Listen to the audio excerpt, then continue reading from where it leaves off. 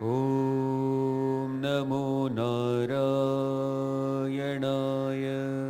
भज गोविन्दं भज गोविन्दं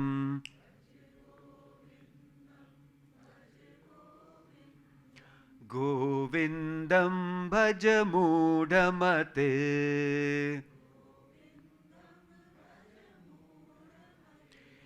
अग्रे वग्निपृष्ठे भानुः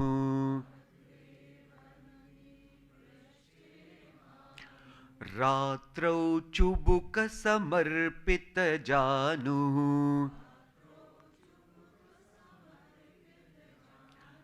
करतलभिक्षस्तरुतलवासः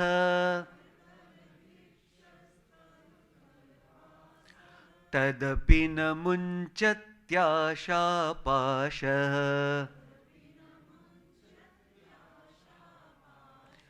भज गोविन्दं भज गोविन्दं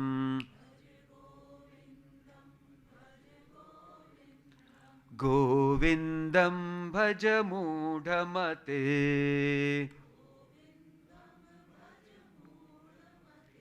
टुगेदर अग्रे वग्नि पृष्ठे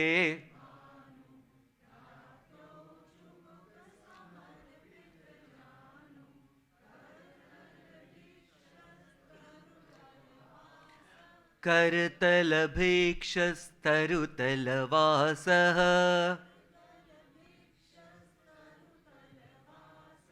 तदपि न भज गोविन्दं।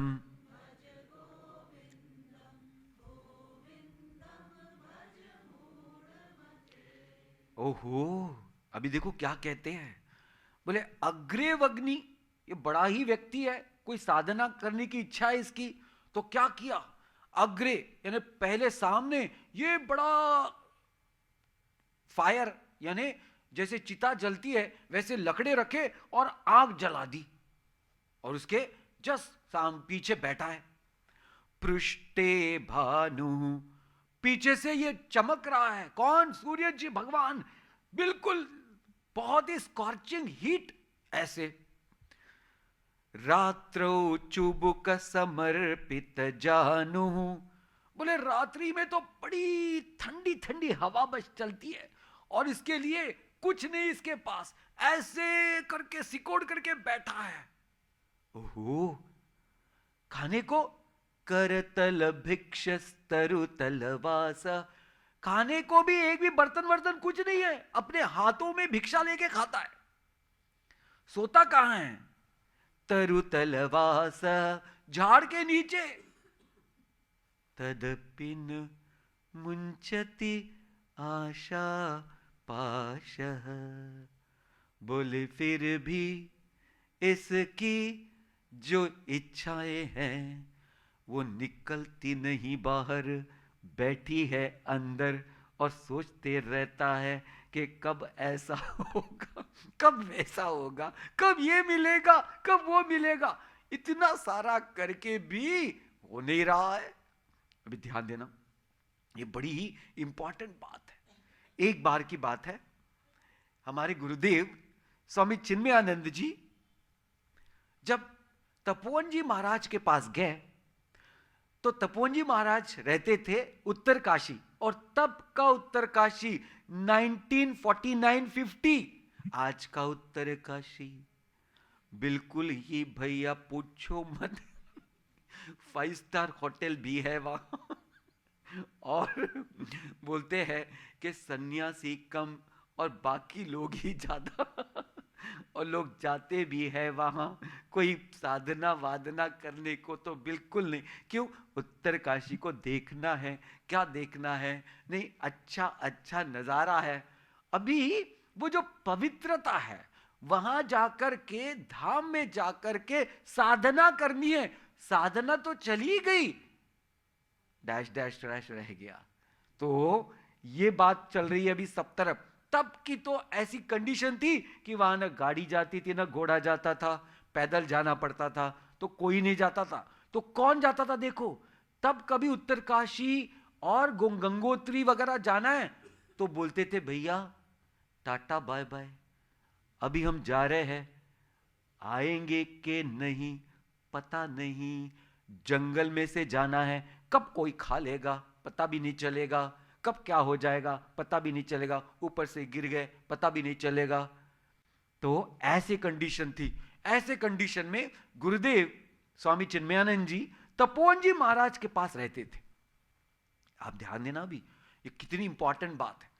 तपोवन जी महाराज की कुटिया बस 10 बाय 10 की एक छोटी सी रूम, 10 बाय 10, और वो भी वो पहले जमाने की वो घास फूस वाली कुटिया, और उसको थोड़ा सा मिट्टी से लीपा हुआ था। उसके सामने छोटा सा एक बरामदा था, वहां ही ये जो लोग पढ़ते थे वो वहां रहते थे, तपोवन जी महाराज अंदर रहते थे। तो हमारे गुरुदेव स्वामी चिन्मयानंद जी बड़े फैमिली में से थे, और उनको ये ऐसी बातें तो पहले बहुत बहुत ही कठिन गई कि ये 4 बजे उठ करके गंगा जी में नहाना, फिर इतने ठंडी में वो गंगा जी के सामने बैठ करके करके ध्यान करना बहुत कठिन लगता था उनको। फिर जाकर के ये पढ़ाई करना, ये सारी चीजें उनको बड़ी कठिन लगती थी। एक दिन उन्होंने देखा कि ये मेरे से नहीं होता है, वो गए तपोवन जी महाराज के पास। उन्होंने बोला गुरुदेव मुझे लगता है मैं इसके लायक नहीं हूं, ये सारे लोग इतनी तपस्या करते हैं, मैं तो बिल्कुल कर ही नहीं पाता हूं। बोले आपको पता है वो एक आदमी गंगा जी में 1.5 घंटा खड़ा रहता है और मैं 5 मिनट भी नहीं रह सकता हूं। अच्छा, इसलिए टाटा बाय बाय क्या मैं जाना चाहता हूं। तो तपोवन जी महाराज बोले सुनो, जो गंगा जी में खड़ा रहता है ना, उसको पास जाओ, उसको प्रणाम करो और धीरे से पूछो कि बेटा या भैया आप इस ठंडे ठंडे पानी में इतनी सुबह सुबह 4 बजे क्यों खड़े हो और ये मंत्र जाप क्यों कर रहे हो? बताएंगे? हाँ बता देंगे। गए दूसरे दिन, वो निकले बाहर, महाराज प्रणाम किया। बोले भैया जी, बोले क्या? मैं तो आपकी तपस्या देख करके पूरा के पूरा एकदम से फ्लैट घायल, आपकी तपस्या, आपका जो तप है देख करके मैं तो एकदम बहुत ही क्या हो गया। तो आपके इस तपस्या से पूरी तरह से मैं लज्जित हो रहा हूं कि मुझे नहीं करते आती ऐसी तपस्या, तो क्या मैं आपसे कुछ पूछ सकता हूं? बोले हाँ। बोले आप ये तपस्या क्यों कर रहे हैं? उन्होंने इधर उधर देखा, कोई नहीं था सुबह सुबह। बोले बेटा इधर आओ, किसी को बताओगे तो नहीं? बोले नहीं, किसी को नहीं बताएंगे। पता है, बोले जिससे मेरी शादी होने का इरादा है, उस शादी होने वाली लड़की ने और उसके फादर ने एक कंडीशन रखी है शादी के लिए। बोले कौन सी? अगर मैं मेरे गांव का मुखिया बन गया तो ही होने वाली है, नहीं तो नहीं होने वाली है।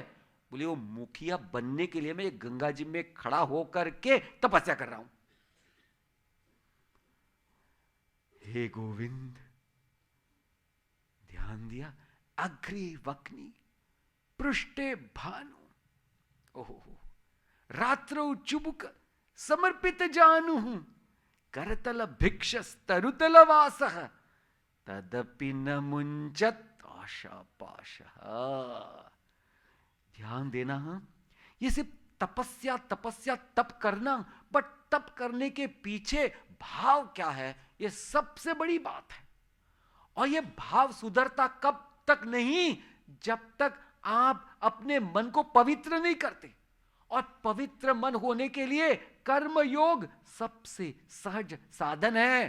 कर्मयोग, निष्काम सेवा, निष्काम सेवा, कोई भी चीज अपने स्वार्थ के लिए न करते हुए निष्काम भाव से सेवा करना, यह सबसे बड़ा प्यूरिटी का एक साधन है। तो अभी देखो क्या लोग तपस्या करते रहते हैं, और वो तपस्या से पाते क्या है भैया, पूछो ही मत।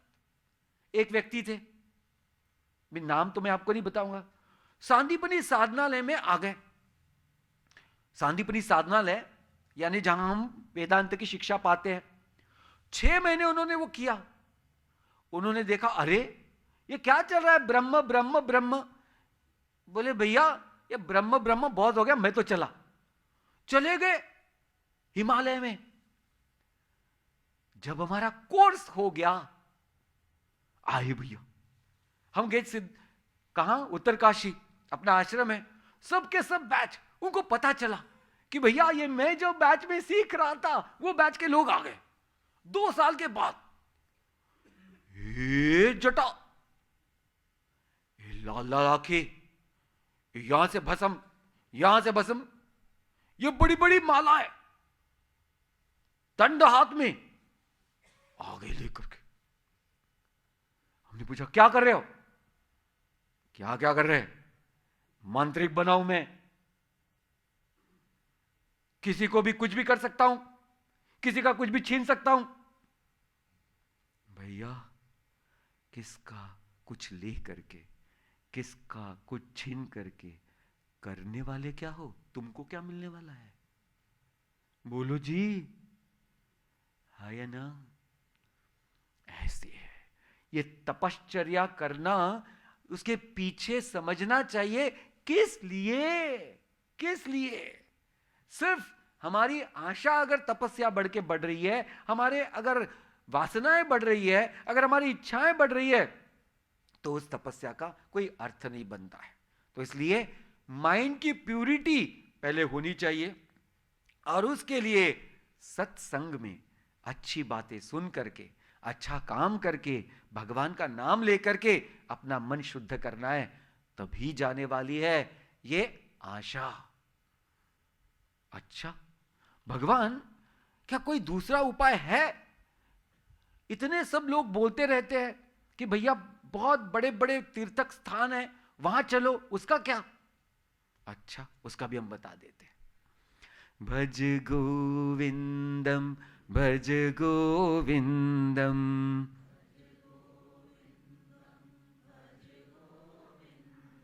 गोविंदम भज मूढ़मते,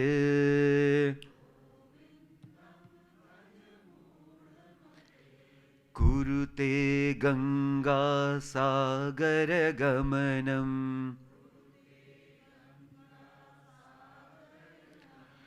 व्रत परिपालनमथवा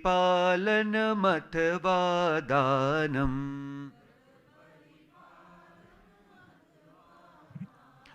ज्ञान विहीन सर्वमतेन,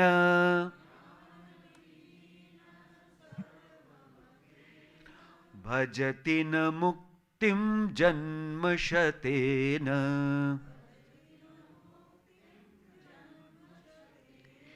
भज गोविंदम भज गोविंदम,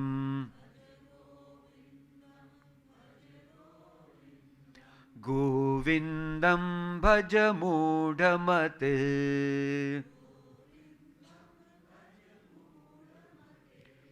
अभी कहते हैं कि क्या क्या करना है और क्या क्या कर सकते हैं। तो बोले एक रीति चलते आ रही है। किस चीज की? बोले बहुत ज्यादा रिचुअल्स करो करो करो करो, ऐसी एक रीति चली आ रही है। उसमें क्या है? कुरुते गंगा सागर गमनम। गंगा सागर एक बहुत बड़ा तीर्थ क्षेत्र है बंगाल में, हमारे कलकत्ता के थोड़ा ही पास में। फिर बोलते व्रत परिपालनम अथवा दानम, बहुत व्रत का पालन करना और दान करना। ज्ञान विहीन सर्वमतेन, बोले सारे के सारे बड़े बड़े महात्माओं का और तथा शास्त्रों का एक ही कहना है। क्या है? भजति न मुक्तिम जन्मशतेन। कैसे? ज्ञान विहीन। तो ज्ञान के बिना मुक्ति होना ये जन्म शतई अपि न शक्य। बोले ज्ञान की जरूरत इतनी है कि जब तक ज्ञान नहीं मिलता है तब तक इस जीवन से, इस सारी के सारे आशाओं से, इस वासनाओं से छुटकारा नहीं मिल सकता है। अभी देख कि ये जो सारी की सारी पिलग्रिमेज है उसके पीछे राज बहुत बड़ा है। तो देखो, हम लोग यात्रा में जाते हैं, तो यात्रा में जाना ही क्यों है? पहले तो जो काम घर पे नहीं हो सकता है, कौन सा? घर में बहुत सारी चीजें, ये है वो है, ये करना है वो करना है, तो इसलिए भगवान का नाम स्मरण करना उतना नहीं हो सकता है जितना होना चाहिए। इसलिए यात्रा पे गए तो सब समय पूरी तरह से अपना समय है, तो हम पूरा के पूरा नाम स्मरण कर सकते हैं। फिर जहां जाएंगे वहां बहुत सारे संत महात्मा होंगे, उनके दर्शन होंगे, दर्शन से भी मन पवित्र होगा, उनसे मुलाकात होगी, उनसे बातें होगी, तो अच्छी अच्छी बातें सुनने को मिलेगी, सत्संग होगा, और हमारे जीवन में हमने क्या क्या करना चाहिए, कैसे करना चाहिए, ये सब बातें सहजता से ही हमको मिल जाएगी, और हमारा मन सात्विकता की तरफ पूरी तरह से अग्रसर रहेगा। तो ये सारी बातें समझने के लिए, मन पवित्र होने के लिए, भगवान का नाम लेने के लिए, ये सारे के सारे तीर्थ क्षेत्र है, न कि वहां जाकर के हम जस्ट आउटिंग और रिट्रीट ऐसे के लिए वहां जाना, ये तो एक समय की बर्बादी है, और तो कुछ ज्ञान वहां मिला नहीं, तो बोले वो तो सब समय बर्बाद हो ही गया। तो ये बात ध्यान में रखना है कि ज्ञान पाना मुक्ति के लिए अनिवार्य चीज है, अनिवार्य। कौन सा ज्ञान? अभी ध्यान देना, कौन सा ज्ञान?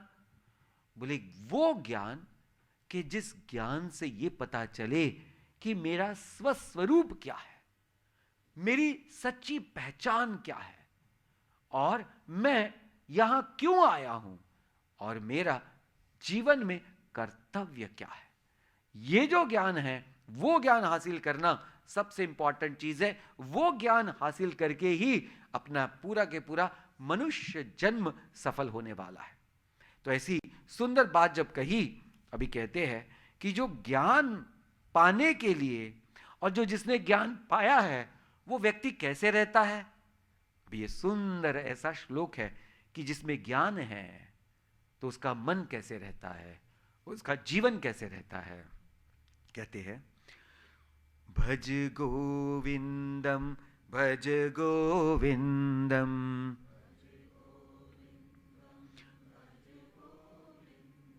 गोविंदम भज मूढ़मते,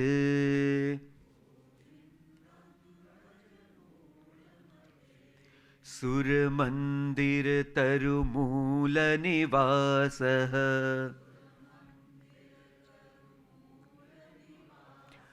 शय्या भूतलमजिनं वासः,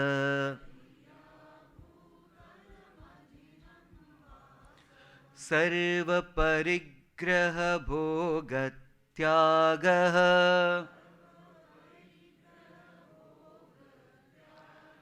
कस्य सुखं न करोति विरागः, भज गोविंदम भज गोविंदम,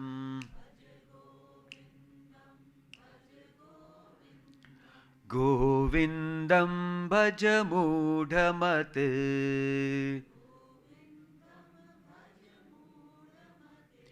अभी कहते सूर्य मंदिर तरु मूल निवास, कि जिसका जो निवास स्थान है तो एक छोटे से सुंदर से मंदिर के पास, और जहां बहुत सुंदर ऐसा वृक्ष है, उस वृक्ष के तले इसका निवास स्थान है। शय्या भूतलमजिनं वासः, बोले बेड कौन सा है? तो ये भूमि ही उसका बेड है। और उसके कपड़े कौन से है? ये कभी तो उसने वो टाइगर स्किन पहन ली, किसी किसी का वक्त ये पहन लिया, कोई भी प्राणी का वो जो खाल होती है वो पहन ली, या कभी कभी तो अंबर ही उसका खाल बन जाती है, यानी उसका कपड़ा बन जाता है।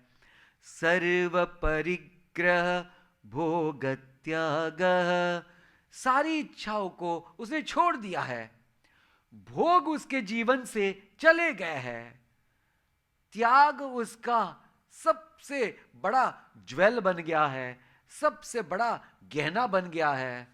और इसकी वजह से उसके जीवन में वैराग्य का स्थान प्रबल हो गया है, वैराग्य का स्थान प्रबल हो गया है।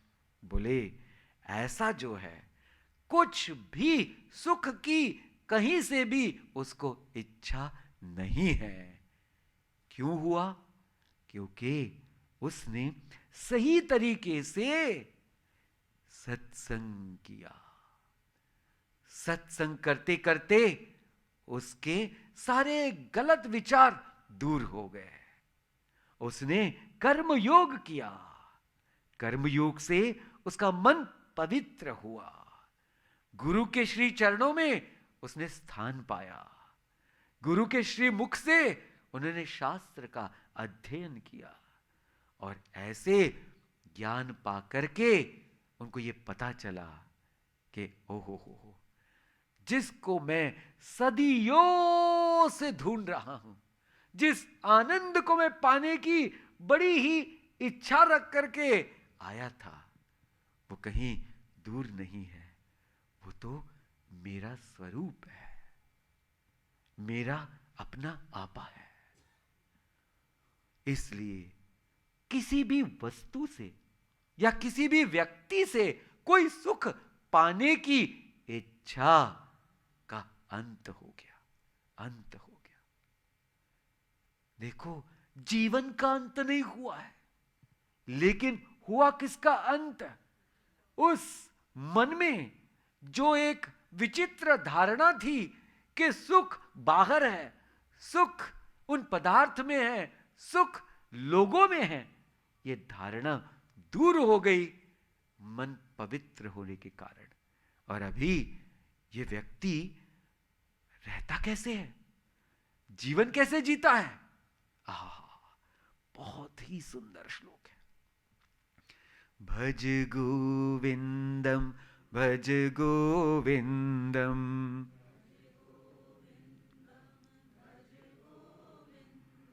गोविंदम भज मूढ़मते,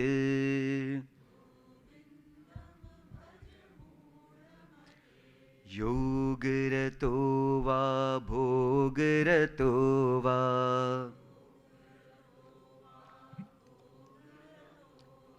संगरतो वा संगविहीन,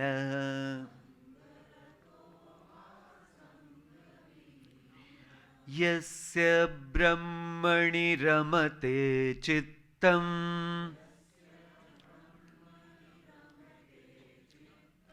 नंदति नंदति नंदति एव,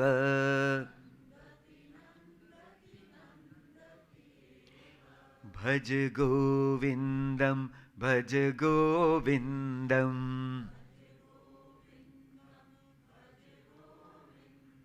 गोविंदम भज मूढ़मते।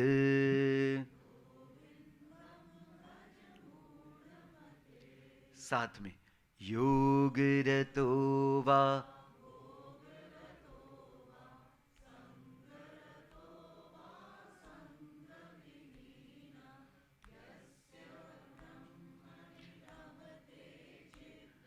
यस्य ब्रह्मणि रमते चित्तम्,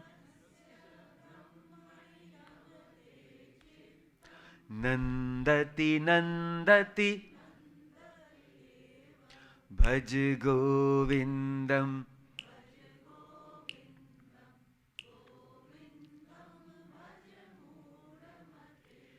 हमारे सबके जीवन का लक्ष्य क्या होना चाहिए और लक्ष्य पाकर के कैसा जीवन जीना चाहिए, ये इस श्लोक का सुंदर ऐसा अर्थ है। कहते हैं कि ऐसा व्यक्ति जिसने ज्ञान पाया है और अभी जो ज्ञान से भरपूर है, कैसे जीवन जीता है? योगरतो वा, बोले अगर वो अपने ही साथ ज्ञान में पूरी तरह से मस्त है तो, या भोगरतो वा, सब मित्रों के साथ है, कहीं बाहर गया है, कभी पार्टी में भी जाना पड़ा अगर, तो अच्छा, यानी एक तरफ एकांतवास में वो अपने ही ज्ञान के साथ पूरी तरह से योग मस्त है, और दूसरी तरह भोग यानी अनेकों चीजों के साथ है। फिर संगरतो वा संग विहीन, बोले बहुत लोग उसके साथ है या कोई भी उसके साथ नहीं है। फिर यस्य ब्रह्मणि रमते चित्तम, बोले फिर भी उसका मन कहां रहता है? पूरी तरह से भगवान से जुड़ा रहता है। और कैसा रहता है? नंदति नंदति नंदति एव, अपने ही पूरी तरह मस्ती में, अपने ही आनंद में वो पूरी तरह से डूबा हुआ रहता है। बोले ऐसा इसका जीवन होता है। किसका? जीवन मुक्त पुरुष का। अभी ध्यान देना, जीवन मुक्ति यानी कहीं जाकर नहीं मिलने वाली है, या कोई हाथ पैर काटकर नहीं मिलने वाली है, या सर के बाल बढ़ाने से नहीं मिलने वाली है, न कि काटकर मिलने वाली है, न कि भस्म लगा करके, न कि मालाएं पहन करके, न कि अन्य कोई चीज करके। क्यों? क्योंकि ये कोई बाहर वाली चीज नहीं है। ये तो ऐसी चीज है कि ये जो चीज है ये तो जानने की चीज है, ये करने की चीज नहीं है। फिर से बताओ, ये तो जानने की चीज है, ये करने की चीज नहीं है। अच्छा भैया कैसे? एक बार उदाहरण देके बताओ।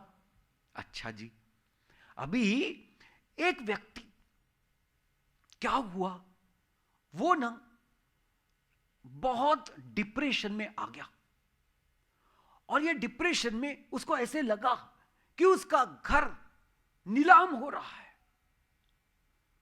और सारे बच्चे और बीवी रास्ते पर आ गई, और पूछो मत, दाने दाने के लिए मोहताज हो गया। इतने में उसके जो जिसके जिसके कर्जवाद लिया था वो लोग आ गए, और पूछो मत, डंडे मारे, बहुत डंडे मारे। पैसा तो है नहीं, जेल में भर दिया। जेल वाले लोगों ने और डंडे मारे। अरे रो रो के बुरा हाल हो गया, इसको हॉस्पिटल में पहुंचा दिया। हॉस्पिटल में पैसे न होने के कारण दवाई भी नहीं मिल रही। पुकार रहा है, वो पुकार रहा है, और गिर गया। कहां? बेड पर से नीचे उड़ गया। देखा, अरे मैं तो सपना देख रहा था। क्या देख रहा था? सपना। अभी जो ये सपने में जो हुआ, ये किसी को बताने की जरूरी है कि वो झूठ था? बोलो जी। उस झूठ को जानने के लिए शीर्षासन करने की जरूरी है? बोलो जी। दान देने की जरूरी है? तप करने की जरूरी है? बस वो ड्रीम, जो सपना था, और जो सपने में सपना देख रहा था, दोनों ही अभी क्या हो गए? बाधित हो गए। यानी उनका अस्तित्व शून्य है, यह समझ में आ गया। कुछ करने की जरूरी है? बोलो बोलो। कुछ करने की जरूरी नहीं, पर ये जो मन है, इस मन में अनेकों विकार जो हमने पैदा कर लिए हैं, उस विकारों की वजह से एक पर्दा बैठा हुआ है हमारे और हमारे स्वस्वरूप के बीच में। तो बोले उस पर्दे को हटाने के लिए तप करना, साधना करना जरूरी है। तो पहले तो मन की शुद्धि होना जरूरी है, और मन की शुद्धि जब हो जाए तो बस शरणागति मिल जाएगा, कुछ नहीं।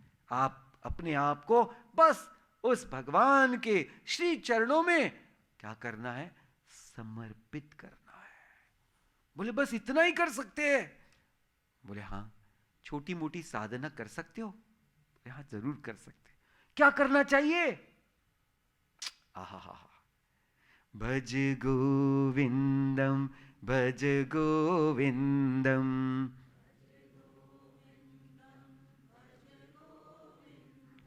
गोविंदम भज मूढ़मत,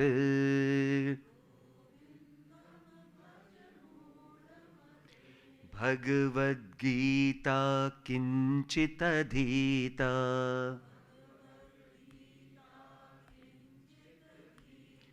गंगा जल लव कणिका पीता,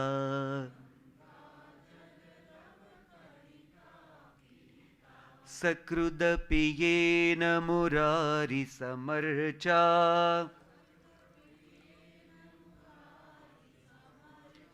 क्रियते तस्य यमेन न चर्चा,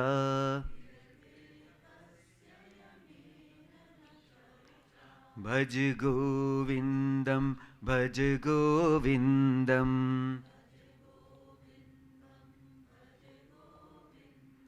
गोविंदम भज मूढ़मते,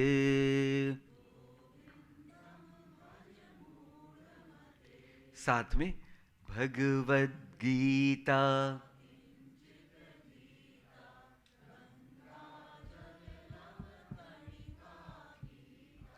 सकृदपि येन,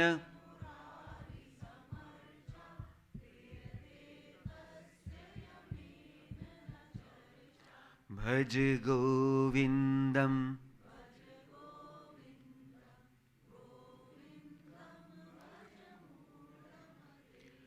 क्या करना है? देखो ये करना है जी, भगवद गीता किंचित अधीता। हाँ जी,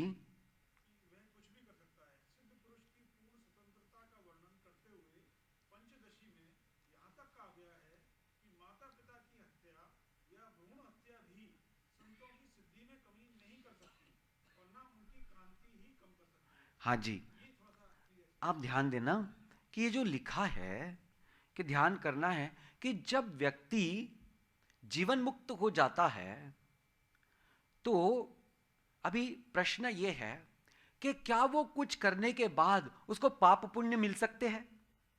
इसका प्रश्न ये है कि अगर वो कुछ काम करेगा तो उसको पाप पुण्य मिलेंगे? तो शास्त्र ये बताते हैं कि देखो पाप पुण्य मिलता किसको है। ध्यान देना, पाप और पुण्य मिलता उसको है जिसके मन में कुछ पाने की आशा है। किसको मिलता है? जिसको कुछ पाने की आशा है। अभी मैं फिर से पीछे जा रहा हूं, किसको पाने की आशा है? कौन बोल रहा है कि मुझे पाना है? तो एक ही एक है, अहंकार। तो जब तक अहंकार है तो हर एक आपके कर्म का फल मिलने वाला है। इसको ध्यान में रखना, हर एक फल का कर्म का फल मिलने वाला है। और जिस दिन अहंकार का नाश हो गया, फिर अभी ध्यान देना, शास्त्र क्या बोलते हैं, जो भी ये व्यक्ति है अगर उसने कर्म करते गया अच्छे अच्छे अच्छे, तो उसके फल अभी उसके लिए तो कुछ काम ही नहीं है, क्योंकि उसके पास आएंगे ही नहीं वो। क्यों? क्योंकि अहंकार रूपी जो था कि जिसकी वजह से फल उसके पास आ रहे थे, वो तो अहंकार बाधित हो गया, यानी चला गया। तो फिर कर्म सिद्धांत के हिसाब से कर्म का फल तो आने ही वाला है। अब ये बहुत ही सीक्रेट यानी गहन सी बात है। तो शास्त्र बताते हैं जो व्यक्ति जीवन मुक्त हो जाता है, अगर वो कर्म करता है अच्छे, तो वो अच्छे कर्म का फल जो आता है वो उसके पास नहीं रहता है। जो जो उसको सेवा करते हैं, जो जो उसको अच्छा अच्छा जो जीवन उधर निर्वाह के लिए मदद करते हैं, सब के सब उनको चला जाता है। ओहो, और अगर गलती से भी, वो करेगा तो नहीं, इसको ध्यान में रखना, बट गलती से भी प्रारब्धवशात अगर उसने कुछ कर दिया जिसको गलत कह सकते हैं, तो बोले उसका भी फल उसको तो नहीं मिलेगा, लेकिन फल तो आने वाला है। फल आएगा और वो जाएगा किधर? बोले जो उसकी निंदा करते हैं, जो उसको भला बुरा कहते हैं, जो उसको बहुत तकलीफ देते हैं, अपने आप उनके पास चला जाएगा। इसलिए जो जीवन मुक्त पुरुष है, उसको किसी भी कर्म से कछु लेना न देना, मगन रहना, कछु लेना न देना, मगन रहना। तो ये चीज है।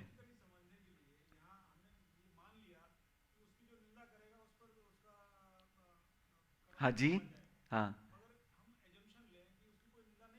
हाँ जी, हाँ जी। तो ध्यान रखना कि नहीं, पॉइंट देखो, पहली तो बात ध्यान में रखो कि पहले ऐसा व्यक्ति जो ज्ञाननिष्ठ है वो ऐसा करेगा ही नहीं। पहली बात इसको ध्यान में समझना चाहिए कि हमारा मन जो है ना, उसको ध्यान में रखना चाहिए कि वो इतना ज्ञानी है, इतना शांत है, इतना पवित्र है, इतना पूरी तरह से परिपूर्ण है कि उसको ये करने की जरूरी ही नहीं है।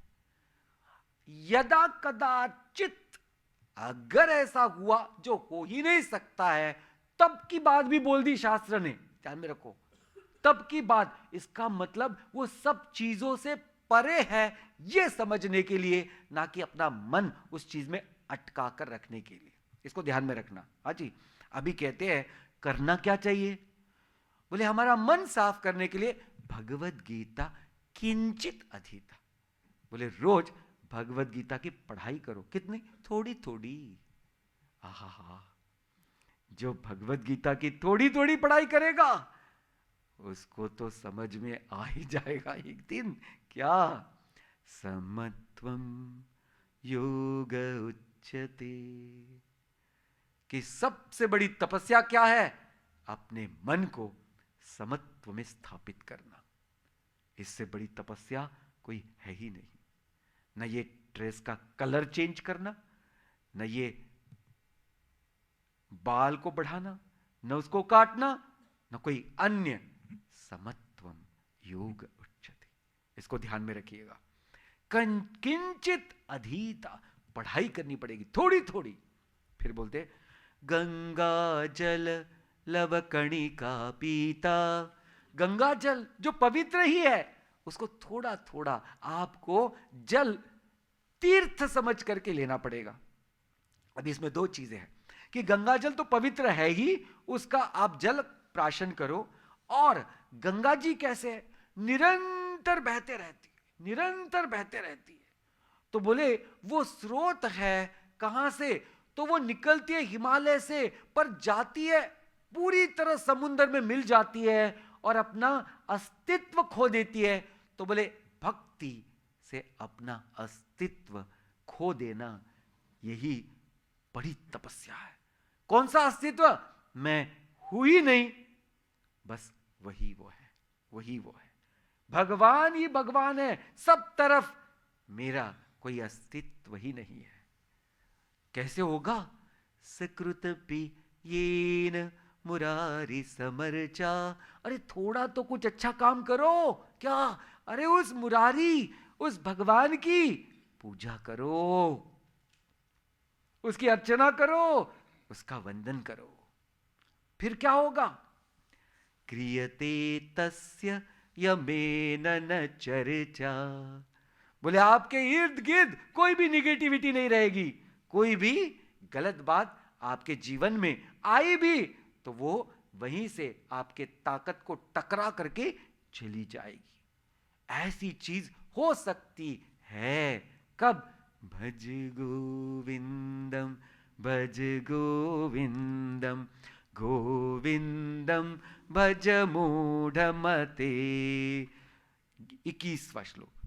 बोले अगर ये किया नहीं तो फिर पूछो मत। भज गोविंदम भज गोविंदम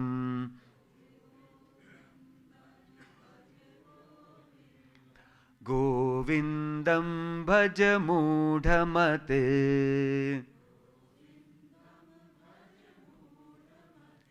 पुनरपि जननम पुनरपि मरणम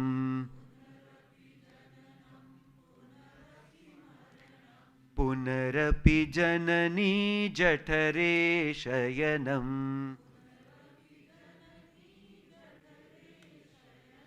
इह संसारे बहु दुस्तारे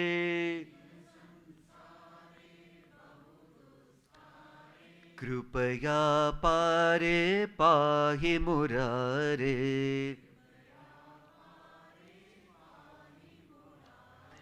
भज गोविंदम भज गोविंदम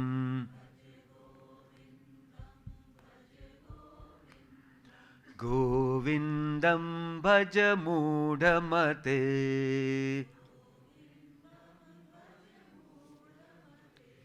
कहते हैं कि अगर ये काम हमने किया नहीं, कभी शास्त्रों का अध्ययन किया नहीं, कभी गंगा जल की तरह अपनी भक्ति को सरल बना करके अपने प्रेम को श्री चरणों में पूरी तरह से अर्पित किया नहीं, भगवान की कभी हमने पूजा की नहीं और कभी किसी गुरु को हमने शरण गए नहीं, तो बोले फिर तो पुनरपि जननम पुनरपि मरणम। बस आना और जाना, आना और जाना, और इस बहुत ही ऐसे उस वुम्ब में, वो यूटेरस में जाकर के, ओहो, जहां के बस मल मूत्र सब तरफ वही है, उसमें जाकर के बैठे रहना।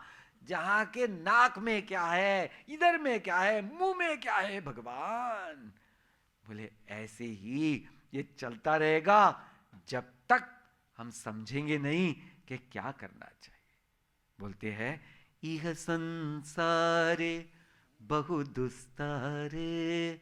ये संसार को पार करना बड़ा कठिन है, इसलिए हे मूढ़मते कृपया पारे पाहि मुरारे।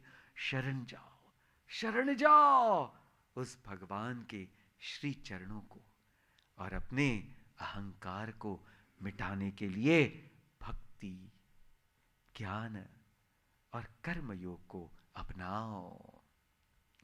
बोलते अच्छा, अगर हमने ऐसा किया तो क्या होगा?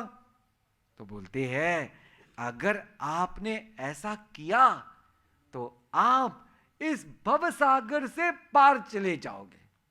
अच्छा, तो ये कैसे होगा हम कल देखेंगे। ॐ नमो नारायणाय।